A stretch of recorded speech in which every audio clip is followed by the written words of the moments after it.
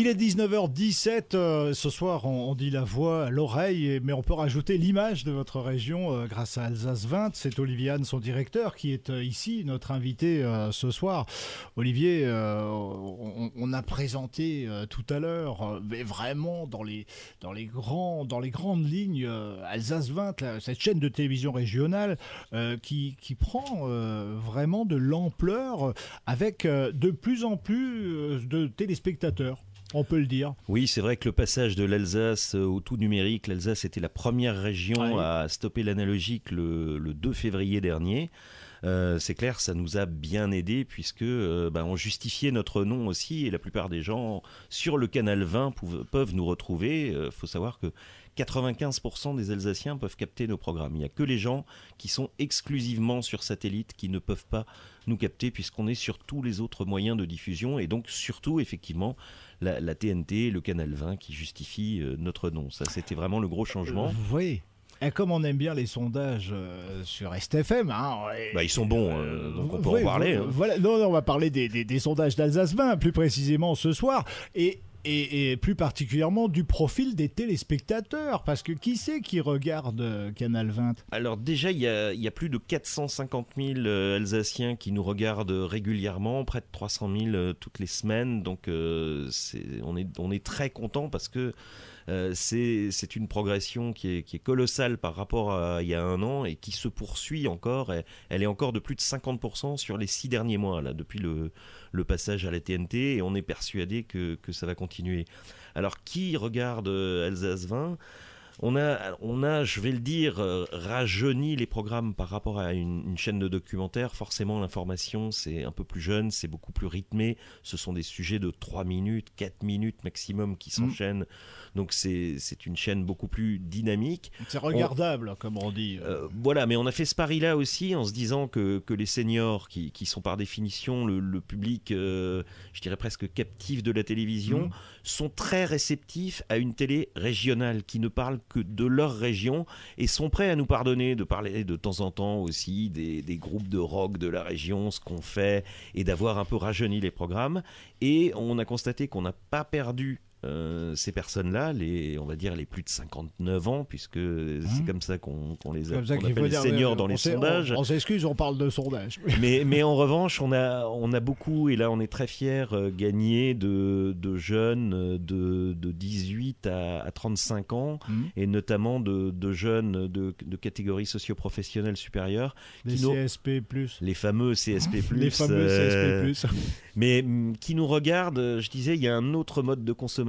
C'est vrai qu'on n'est pas du tout concurrent avec les chaînes nationales à décrochage régionaux, puisque notre pic d'audience, il est vers 22h. Pour caricaturer, on a un peu étudié comment les gens nous regardent. Ils rentrent chez eux le soir, ils zappent 5 minutes avant 20h pour regarder, tiens, de quoi ils parlent ce soir sur Alsace 20, qu'est-ce qui s'est passé dans la région.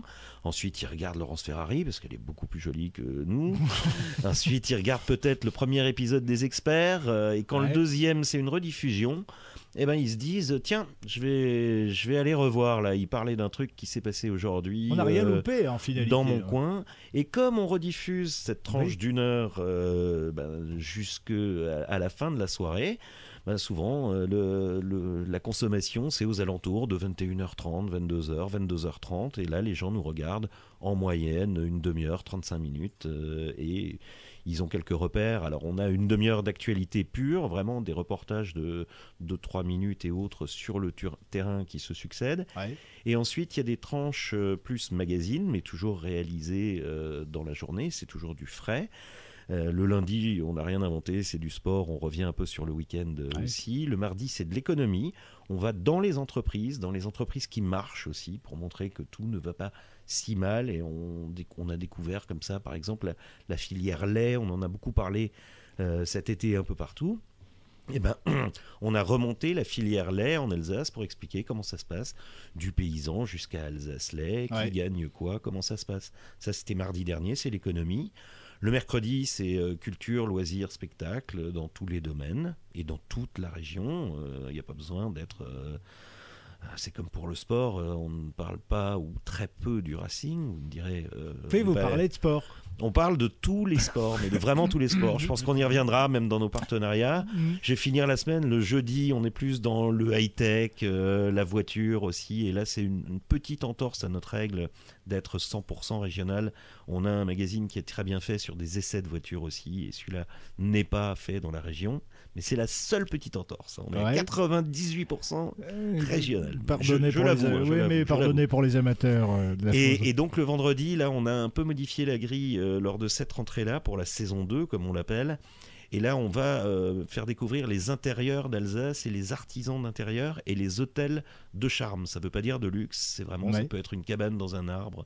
On va vous faire découvrir votre région parce qu'on pense que le tourisme de proximité aussi, en cette période de crise, se développe énormément et que ça peut donner plein d'idées à des gens. Alors la semaine est riche en événements, hein. On est rentré dans le vif du sujet sur le programme de cette nouvelle saison. Des choses ont changé par rapport à la première saison, hein, on a bien compris. Il y a des choses qui se sont rajoutées, qui se sont améliorées, qui se sont modifiées. C'est l'expérience qui veut ça. C'est l'expérience du terrain qui veut ça. C'est l'expérience, c'est les sondages. Encore une fois, on est là pour faire de la télé pour les téléspectateurs alsaciens. Donc on les écoute, on voit ce qui fonctionne, on voit les demandes qui émanent de leur part et on essaye de coller au mieux. C'est pour eux qu'on fait cette télé-là. Alors qu'on soit bien d'accord, c'est aussi tous les jours un programme différent. Hein. C'était important, on ne va pas se dire tiens, on a vu la même chose, etc. Parce que, non, ce que vous avez vu un jour, vous ne le verrez plus le lendemain à partir de 19h puisque c'est la première diffusion. Ouais. Et après, dans la journée, il y a aussi des captations de matchs de basket, de la SIG par exemple, d'événements culturels. Là, on va capter un événement avec Piem à la choucrouterie. On produit également des documentaires avec des producteurs alsaciens.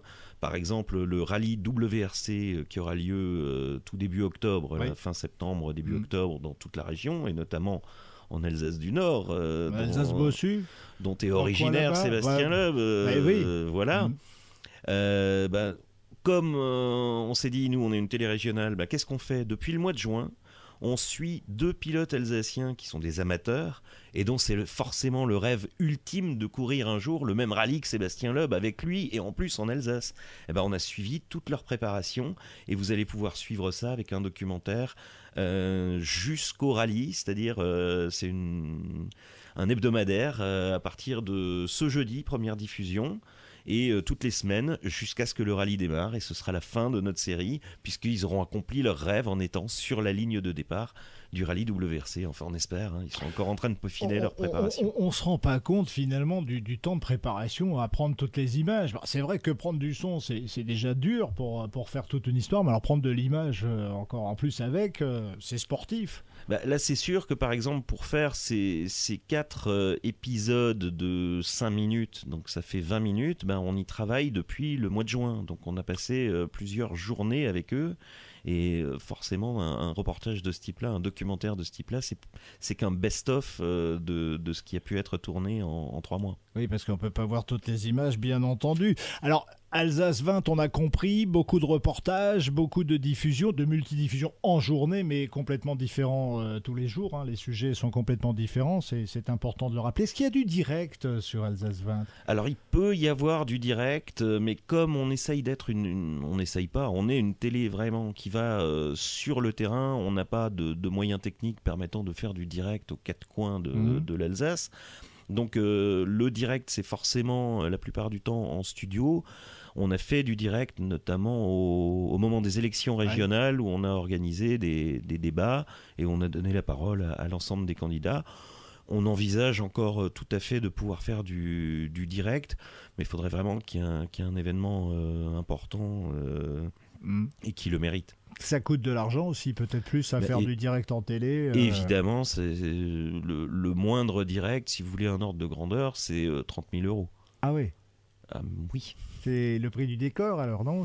Non, même si on le fait dans vos studios ici, mais si on amène un car régie, on est obligé de louer une parabole satellite, une autre dans nos studios à nous pour récupérer le signal. Et donc là, très vite, ça fait très très cher. Oui, parce que 30 000, c'est petit, hein, parce que par rapport à la réalité sur le direct, à louer des paraboles et des satellites. J'imagine que c'est un peu plus important. Oui, enfin là, je prenais vraiment le prix de base. Le prix base. Le prix de base. Alsace 20 se porte bien au bout d'un an. Il y a de la communication autour de cette chaîne de télévision. Parce que c'est bien beau de dire on fait de la télé, les gens nous voient, mais il faut quand même un jour ou l'autre qu'ils appuient sur le bouton 20 de leur TNT. C'est sûr que c'est, on parlait de sondage, c'est ce qu'on a encore identifié dans les sondages où on est très content parce que les gens qui nous connaissent et qui peuvent nous capter nous regardent. Mais c'est vrai qu'il y a encore un tiers des Alsaciens qui ne nous connaissent pas, donc on a encore beaucoup de travail à faire de ce côté-là. Mais pareil, couvrir toute l'Alsace avec d'autres moyens de communication, ça coûte aussi beaucoup d'argent.